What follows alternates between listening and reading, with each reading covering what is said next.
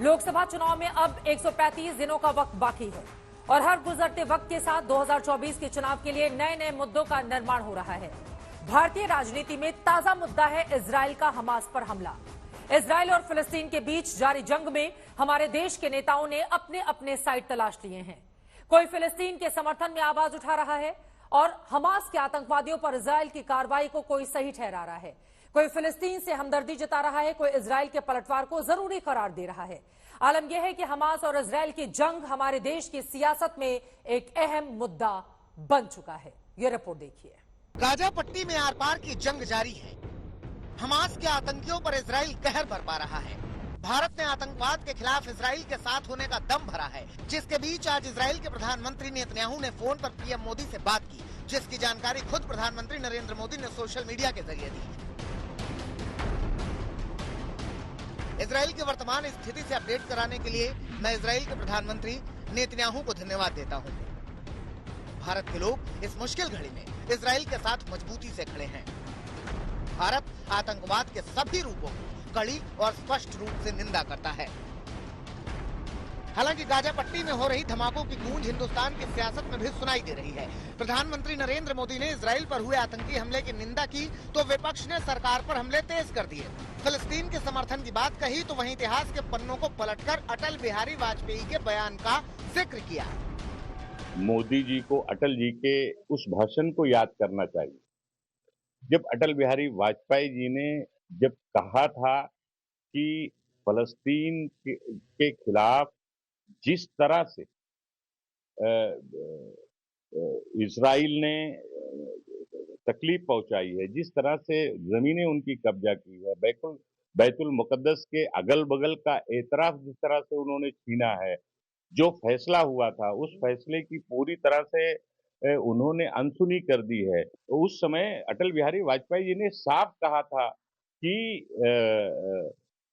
वहां पर शांति होनी चाहिए और जिस तरह से वहां की सरकार, वहां की मौजूदा हुकूमत जिस तरह से कदम उठा रही है वो गलत है। फिलिस्तीन को सपोर्ट करना ये देश की हमारे आज की भूमिका नहीं है।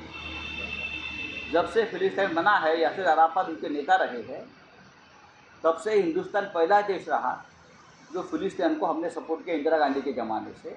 और सिर्फ हमने नहीं किया, अटल बिहारी वाजपेयी ने भी किया। जब जनता पार्टी की सरकार आई थी और अटल जी विदेश मंत्री भी थे, उस वक्त भी इस देश की भूमिका रही है कि जो फिलिस्तीन है उनके ऊपर अन्याय हो रहा है, उनकी ज़मीन को हड़प लिया है ये लोगों ने, उनको उनकी ज़मीन वापस मिलनी चाहिए। ये भारतीय जनता पार्टी की या शिवसेना या कांग्रेस के देश की भूमिका रही। भारत इजराइल का मित्र देश है, तो वहीं फिलिस्तीन के साथ भी भारत के रिश्ते खराब नहीं है। ऐसे में भारत ने इजराइल में हमास के आतंकी हमले की निंदा की है, लेकिन मौसम चुनावी है। ऐसे में एजेंडे के हिसाब से कोसों दूर भारत में युद्ध का राजनीतिकरण हो रहा है। फिलिस्तीनी जनता की अपनी देश बचाव के लिए जो आंदोलन है उसका कोई जिक्र नहीं किया। उसका कोई जिक्र नहीं किया कि ये जो भयानक घटना घटी जिसमें आम नागरिकों की हत्या की हमास ने, उसके पीछे जो कारण है, उसके पीछे जो संदर्भ है,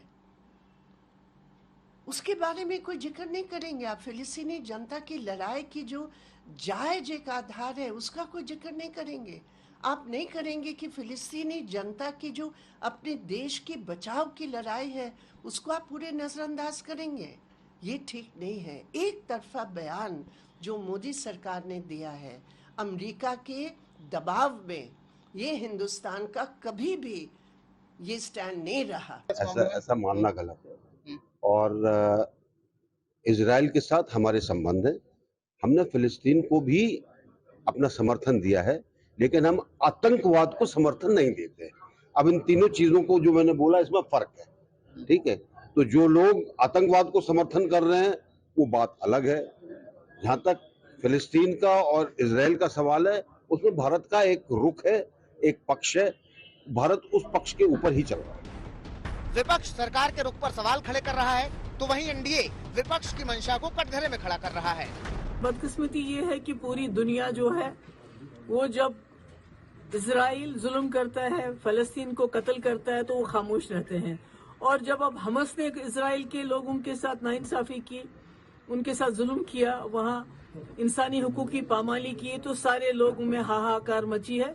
मैं समझती ये गलत है, ये सिलेक्टिव आउटरीच है, ऐसा नहीं होना चाहिए।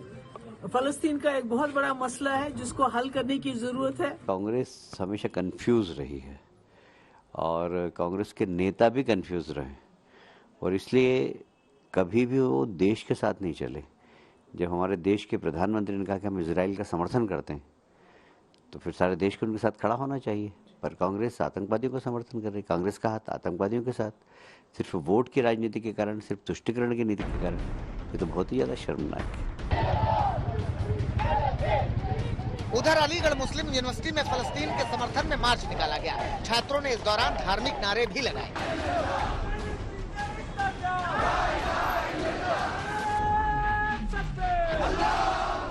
बिना इजाजत के मार्च निकाला गया तो मामले में एफआईआर दर्ज की गई। तो वहीं हिंदू महासभा ने इस प्रदर्शन को आतंकवाद के समर्थन से जोड़ दिया। आज स्पष्ट है, इस्लाम को मानने वाले जो लोग अलीगढ़ मुस्लिम विश्वविद्यालय से जुड़े हैं वो कहीं ना कहीं आतंकी हैं और आतंकवादियों का समर्थन करने वाले हैं। ऐसे लोगों पर सख्त से सख्त कार्रवाई होनी चाहिए। अखिल भारत हिंदू महासभा भारत सरकार से मांग करती है इस विश्वविद्यालय को ताला लगा दिया जाए। बहरहाल इजराइल और फलस्तीन के बीच जंग ने हिंदुस्तान में भी घमासान मचा रखा है, जहां विपक्ष लगातार सरकार को घेरने की कोशिश कर रहा है। आज तक ब्यूरो।